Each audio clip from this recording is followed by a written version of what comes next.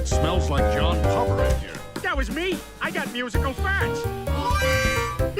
Holy crap, this is awesome. As the saying goes, you can't get lucky without losing a horse. The accident has opened up new opportunities for Peter. From an early age, he had a dream of music. The harmonica in the chrysanthemum brought him new hope. Because he discovered his obsessive sphincter, it can control the timbre of the harmonica perfectly. Night, Pete has come up with a new way to trick Megan. He led Chris into Megan's room. Prepare to use your new talents. Scare your daughter through headphones.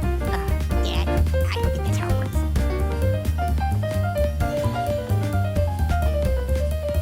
This had nothing to do with the harmonica. A few days later, Peter has a big announcement for his family. His new talent was actually picked up by America's Got Talent and invited him to New York. Participate in the recording of the new program.